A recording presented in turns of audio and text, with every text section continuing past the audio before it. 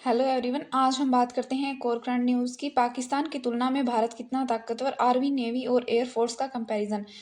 इस न्यूज़ में हम आर्मी नेवी और एयरफोर्स का कंपैरिजन तो करेंगे ही पाकिस्तान से भारत का, और इसके साथ ही हम कुछ इम्पोर्टेंट टॉपिक्स को भी कवर करेंगे जो इससे रिलेट करते हैं। कश्मीर में हुए पहलगाम हमले के बाद 5 बड़े ऐलान किए गए। सिंधु जल समझौते पर रोक लगा दी गई। भारत में पाकिस्तानी उच्चायोग को बंद कर दिया गया।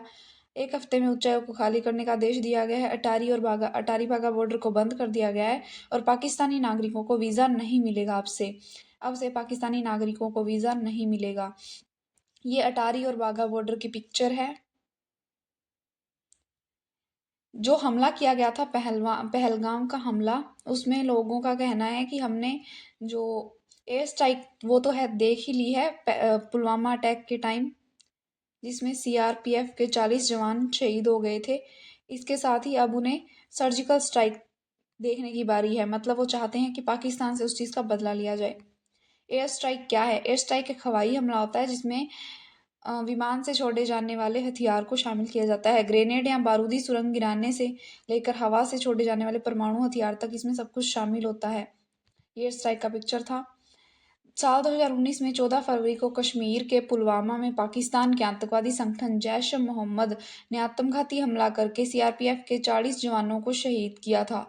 भारत ने इसका बदला लेते हुए पाकिस्तान के खैबर पख्तूनख्वा प्रांत के बालाकोट में जैश ए मोहम्मद के ठिकानों पर एयर स्ट्राइक की थी। जो 2019 में पुलवामा पर टेरर अटैक हुआ था, आतंकवादी हमला हुआ था, उसका बदला लेने के लिए जो जैश ए मोहम्मद के ठिकानों पर एयर स्ट्राइक की गई थी, तो इसलिए लोगों का कहना है कि इस बार सर्जिकल स्ट्राइक की बारी है। आज का इतिहास। सीआरपीएफ के जवानों पर हमले का बदला लिया गया। 2019 की ये पिक्चर है। तब इस टाइप की पिक्चर्स बहुत ज़्यादा वायरल हो रही थी।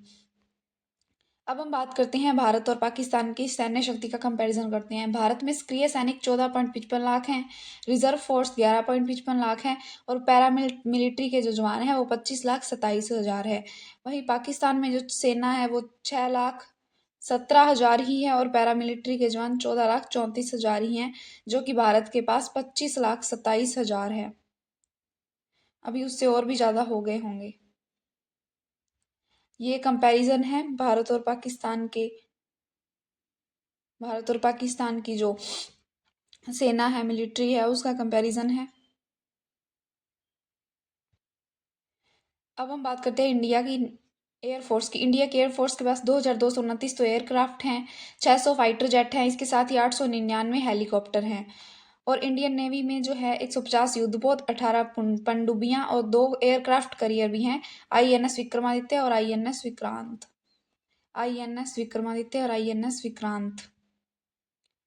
वहीं कुछ टैंक भी हैं, T-90 Bhishma tank, BrahMos missile, Arjun tank, Pinaka rocket system. ये T-90 भीष्म टैंक का पिक्चर है।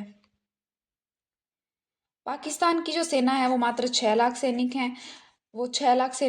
और भारत के पास 14 लाख सैनिक थे। 13,399 एयरक्राफ्ट, 1,399 एयरक्राफ्ट हैं, 8 पनडुब्बियां हैं और फतेह सेकंड रॉकेट सिस्टम है। पाकिस्तान जो है अपने फतेह सेकंड रॉकेट सिस्टम से खुद को बहुत महान समझते हैं। चीनी J-10 है और JF-17 है। What is surgical strike? Surgical strike क्या होती है? इसका मतलब होता है कि एक सैन्य ऑपरेशन से होता है जिसमें एक निश्चित लक्ष्य पर सटीक और लक्षित हमला किया जाता है और उसे नुकसान पहुंचाया जाता है। यह ऑपरेशन आमतौर पर आतंकवादियों के ठिकाने या फिर अन्य सैन्य लक्ष्यों के खिलाफ किया जाता है, जिसका उद्देश्य होता है सिर्फ टारगेट को नुकसान पहुंचे, आसपास के क्षेत्रों या इमारतों को नहीं। मतलब सर्जिकल स्ट्राइक होती है, उसमें एक फिक्स टारगेट होता है, उसी पर ही अटैक किए जाते हैं, उसी को ही नुकसान पहुंचाया जाता है। अब हम बात करते हैं सिंधु जल समझौते की, जो कि पहलगाम हमले के परिणाम स्वरूप रद्द कर दिया गया था। पहलगाम में जो टेरर अटैक हुआ जिसमें 26 लोगों की जान गई है, उसके परिणाम स्वरूप इसे रद्द कर दिया गया है। भारत और पाकिस्तान के बीच 19 सितंबर 1960 को हस्ताक्षरित सिंधु जल संधि को सीमा पर जल बंटवारे का एक प्रमुख उदाहरण माना जाता है। हमारे भारत से जो भी नदियाँ जाती हैं उसका पानी जाके बाद में एक सिंधु नदी भी भारत से होकर जाती है और मिल जाती है 5 नदियाँ उसमें।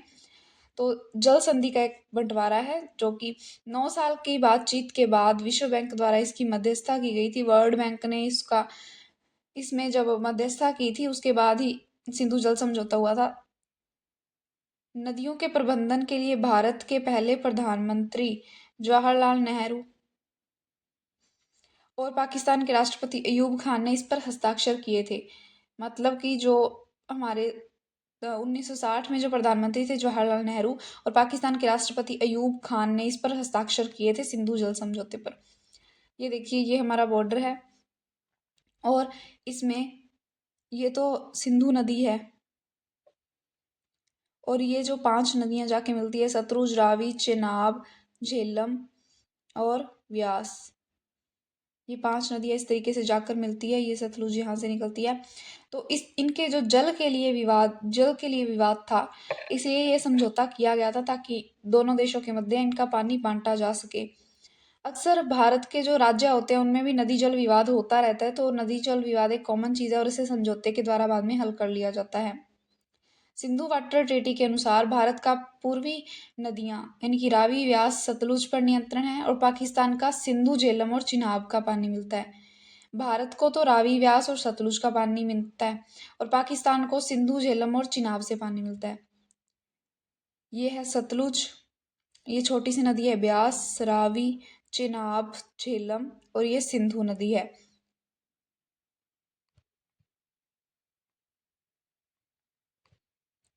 और पाकिस्तान ने जल प्रवाह का इसको पाकिस्तान को इसका 80% पानी मिलता है, भारत को सिर्फ 20%, जो कि पाकिस्तान के कृषि के लिए महत्वपूर्ण है, खासकर पंजाब और सिंध प्रांतों में। दोनों देशों के लिए सिंचाई और बिजली उत्पादन के उद्देश्यों की पूर्ति करता है सिंधु नदी का पानी। और इसके साथ ही नदी के इन दोनों देशों को, मतलब एक दूसरे को इन्होंने जो पानी सौंपा है उनके सीमित उपयोग की अनुमति है दोनों देशों को समझौते के अकॉर्डिंग। 1947 में जब भारत का विभाजन हुआ था तो सिंधु नदी प्रणाली जो तिब्बत से शुरू होती है और भारत और पाकिस्तान दोनों से होकर बहती है, अफगानिस्तान और चीन के कुछ हिस्सों को भी छूती है, तनाव का स्रोत बन गई। 1948 में भारत ने अस्थायी रूप से पाकिस्तान के पानी का प्रवाह रोक दिया। मतलब भारत ने अस्थायी रूप से पाकिस्तान को जाने वाले पानी का प्रवाह रोक दिया, जिसके कारण पाकिस्तान ने संयुक्त राष्ट्र के समक्ष इस मुद्दे को उठाया। संयुक्त राष्ट्र ने एक तटस्थ तीसरे पक्ष को शामिल किया और विश्व बैंक के हस्तक्षेप को प्रेरित किया। पाकिस्तान विश्व बैंक के पास गया मुद्दे को लेकर कि उन्हें पानी चाहिए सिंधु का। सिंधु नदी समझौता जो खत्म होने से पाकिस्तान पर क्या प्रभाव पड़ेगा? सिंधु नदी से पाकिस्तान पर काफी प्रभाव पड़ेगा, क्योंकि यह समझौता सिंधु नदी प्रणाली और उसकी सहायक नदियों के पानी के उपयोग और आवंटन को नियंत्रित करता है। सिंधु नदी के पानी का जो पंचनद है यानी कि झेलम, चिनाब, रावी, व्यास और सतलुज नदियां हैं, इनका पाकिस्तान की अर्थव्यवस्था में बहुत योगदान है। पाकिस्तान को जल की आवश्यकताओं के और कृषि क्षेत्र के लिए आवश्यक है ये पानी। पाकिस्तान के प्रमुख जल संसाधन के रूप में भी कार्य करता है। इसके साथ ही कृषि क्षेत्र पाकिस्तान की राष्ट्रीय आय में 23% का योगदान देता है और 68% ग्रामीण निवासियों का भरण पोषण करता है। सिंधु बेसिन प्रतिवर्ष 154.3 मिलियन एकड़ फीट पानी की आपूर्ति करता है और कृषि क्षेत्र के लिए सिंचाई और खाद्य सुरक्षा सुनिश्चित करता है। सिंधु रिवर है dispute between India and Pakistan. 1993 में CIA की एक रिपोर्ट आई थी जिसमें बताया गया था कि किन किन देशों के युद्ध से पाकिस्तान पर प्रभाव पड़ सकता है। तो इसीलिए अब भी इसकी रिपोर्ट आई है और इसने जो भारत और पाकिस्तान के बीच 20% चांसेस बताए हैं युद्ध होने के। CIA जो सेंट्रल इंटेलिजेंस एजेंसी है, संयुक्त राज्य अमेरिका की संघीय सरकार की एक नागरिक विदेशी खुफिया सेवा है जिसका काम दुनिया भर से खुफिया जानकारी एकत्रित कर और उसका विश्लेषण करके गुप्त ऑपरेशन करके राष्ट्रीय सुरक्षा को आगे बढ़ाना है। ये राष्ट्रीय सुरक्षा को आगे बढ़ाने के लिए है। इसने भारत और पाकिस्तान के बीच 20% युद्ध के चांसेस बताए हैं, क्योंकि पाकिस्तान अपने आतंकवादी हमले रोक ही नहीं रहा। भारत और पाकिस्तान के संबंध संक्षेप में। कारगिल संघर्ष के बाद 2003 में युद्ध विराम समझौता हुआ था, लेकिन सीमा पार से नियमित रूप से युद्ध विराम का उल्लंघन होता रहा है। मतलब 2003 में युद्ध विराम का समझौता हुआ था कारगिल युद्ध के बाद, लेकिन उसके बाद पाकिस्तान इसका उल्लंघन करता रहा है, जिसमें 2009 के बाद उल्लंघनों में वृद्धि देखी गई है। दोनों तरफ से सुरक्षा बलों और लोगों की हत्या का घायल होना इसमें शामिल है। हर बार आम जनता को नुकसान झेलना पड़ता है। जनवरी 2016 में पठानकोट एयर बेस पर हुए हमले के बाद रिश्तों में खटास आई है, खासतौर पर जब प्रधानमंत्री नरेंद्र मोदी ने अपने पाकिस्तानी समकक्ष से मिलने के लिए पाकिस्तान का अनिर्धारित दौरा किया। दौरा किया। सितंबर 2016 में उर्मी आर्मी कैंप पर हुए हमले में 19 भारतीय सैनिक मारे गए, जिसके बाद भारतीय प्रधानमंत्री नरेंद्र मोदी ने चेतावनी दी कि कश्मीर में बातचीत और आतंकवाद एक साथ नहीं चल सकते। मतलब कश्मीर एक साइड तो कहता है कि हमसे समझौता कर लो कश्मीर के बारे में और हम अटैक नहीं करेंगे, लेकिन उसके बाद ही आतंकवादी भेज देता है और हमला करवाता है, जिससे बहुत लोगों की जान गई है। जैसे पुलवामा अटैक में 40 सीआरपीएफ के जवान शहीद हुए और पहलगाम हमले में 26 से 28 लोगों की मृत्यु हो गई और बहुत लोग घायल भी हो गए। तो इसलिए प्रधानमंत्री मोदी ने चेतावनी दी है कि बातचीत और आतंकवाद एक साथ नहीं चल सकते, दोनों को साथ साथ नहीं चलाया जा सकता। सितंबर 2016 में उर्मी आर्मी बेस कैंप पर हमले के दौरान पाकिस्तान स्थित संगठन ने हमला किया था, जिसमें 19 भारतीय सैनिक मारे गए थे। लश्कर-ए-तैयबा जो 26/11 के हमले के पीछे भी था। ये हमला लश्कर-ए-तैयबा ने किया था, जो 26/11 के हमले के पीछे भी था, जिसमें 19 भारतीय सैनिक मारे गए थे। कश्मीर पर जब भी हमला होता है तो सैनिकों और आम नागरिकों को हमेशा नुकसान पहुंचता है। 14 फरवरी 2019 को जम्मू कश्मीर में पुलवामा में आत्मघाती हमला हुआ था और जिसके कारण 14 निर्दोष केंद्रीय रिजर्व पुलिस बल सीआरपीएफ के जवान मारे गए थे।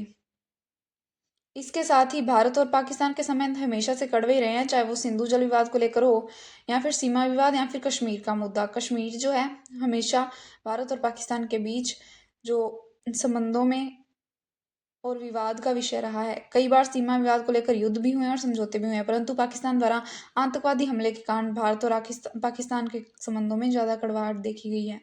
हर बार पाकिस्तान पहले समझौता करता है, बाद में खुद समझौते का उल्लंघन करके आतंकवादी भेज देता है, जिसके बाद वो समझौता खत्म हो जाता है। पाकिस्तान द्वारा किए जाने वाले आतंकवादी हमले ने पूरी दुनिया का ध्यान आकर्षित किया है। जब ये पहलगाम का हमला हुआ था तो यूएसए के राष्ट्रपति डोनाल्ड ट्रंप, रशिया के जो प्रेसिडेंट हैं व्लादिमीर पुतिन, और इसके साथ ही सऊदी अरब और ईरान, इसी तरह से जर्मनी और भी कई अर्थव्यवस्थाओं का, कई देशों का ध्यान आकर्षित किया है। पहलगाम के हमले ने विश्व के अनेक देशों द्वारा पाकिस्तान के आतंकवादी हमलों की चेतावनी भी दी गई है कि विश्व के कई देशों ने पाकिस्तान को चेतावनी भी दी है कि वह आतंकवादी हमलों पर कंट्रोल करें, लेकिन पाकिस्तान पर इसका कोई प्रभाव नहीं पड़ा और इसी का परिणाम पहलगाम का हमला था। अगर वो अपने समझौतों और संधियों को बचा कर रखना चाहते तो वो पहलगाम का हमला नहीं होता। इसी तरीके से आज हमने जाना भारत और पाकिस्तान की सेना के बारे में, दोनों का कंपैरिजन देखा और इसके साथ ही हमने सिंधु जल विवाद और सीआईए के जो पाकिस्तान और भारत के युद्ध होने की संभावना है उसको देखा और इसके साथ ही हमने जो कुछ युद्ध हुए थे और कुछ समझौते हुए थे भारत और पाकिस्तान के बीच जम्मू कश्मीर को लेकर, वो देखा। जम्मू कश्मीर को धरती का स्वर्ग कहा जाता है, लेकिन भारत और पाकिस्तान के बीच हमेशा ये विवादित विषय ही रहा है। ये थी हमारी आज की news. Thank you so much.